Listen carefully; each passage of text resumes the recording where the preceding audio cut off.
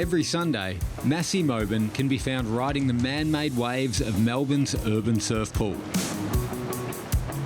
But when onlookers learn that Masi is from the landlocked country of Afghanistan, they always have the same question. Oh, the best reaction is, it's like, how the hell did you learn how to surf? Masi's journey to this point has been full of challenges most of us couldn't even imagine. When he was 14, his family were forced to flee their hometown after learning that the Taliban was searching for his father, a chemical engineer who had been working for the government. We didn't pack anything, we just went to Kabul, and my dad found out that these people is after him, and there is a price to go to heaven on his head. And that's one of the biggest reasons that we left the country. So my dad, my family, they went to Pakistan, and my uncle and I decided to go and seek asylum. After making it to Jakarta, Masi and his uncle tried to get to Australia by boat.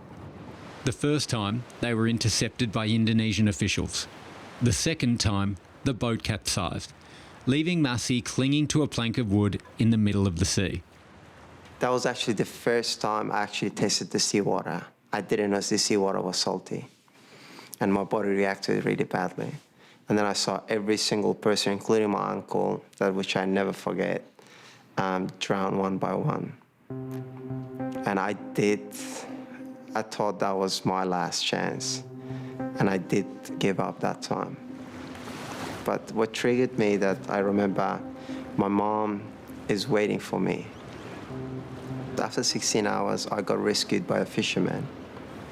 And then they took us back to the detention center, and they locked us up just because we're a refugee with no crimes or anything. They locked us up for 1.5 years, 24 hours locked up. I did not have any direct sunshine. There was 2 meals a day. One was a small, tiny bread in the morning, and in the afternoon there was a rice with a bit of ketchup. So what I've seen in that place was, I still get nightmares the way they torture me. And I've got a small mark in front of my eyes, and that's where one of the marks that I'm carrying for the rest of my life. Eventually, Masi befriended a large Afghani family who didn't have enough money to bribe their way out of the detention centre. Instead, they gave Masi everything they had. On his third attempt, he made it to Australia, where after a further 18 months in detention, he finally got his freedom. I could not mentally believe that I actually made it. I still remember I was going to every single building and touching the building and try and pinch myself if this is actually real or am I dreaming.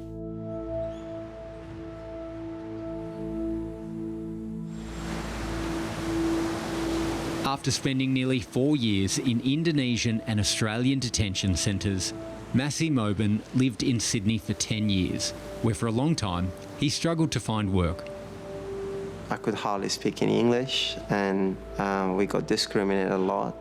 We never paid the right amount. I remember my first work was as a car wash, and the guy was paying me $4 an hour. And I remember one day I was walking in Newtown, and I had 200 resumes, and I handed out to every single shops or anything that they knew, and I couldn't get a job. And this is the time that when my family had no clue, that I couldn't find contact with them, and I thought I'm the only survivor out of my family, and that was one of the toughest times. It was only after teaching himself to swim that Masi finally found steady employment as a lifeguard at several swimming centres. 3 years ago, he moved to Melbourne, where he was offered a job at a brand new pool that was just opening up. When I went there, I had no clue about this place. It was the first wave that they tested it, and they fill up the pool and they start the waves, and there was another 20, 30 people that they came to have a look at the first waves. And I still had no clue what was wave and what was surfing. Everyone else was looking at the waves, and I was looking at their face, and I could see there's a joy coming through their eyes. And I said, doesn't matter what it is, I want to give it a try and I want to learn it. So Masi ran out so super excited on this massive foamy, and unsurprisingly, he popped up pretty quickly, and then from there the bug just bit, and every spare second that he could get out the water, you would always see him run across after grabbing a board and jump in the water. And the day that he got his first barrel, everybody was just going nuts all around, and it was the talk in the break room and everything about the first barrel of Masi, and it was something pretty special. It's one of the great sport, and the joy that you get out of it is priceless. But what I actually really love about surfing is, it doesn't matter how small or big you are, you can always get crashed down.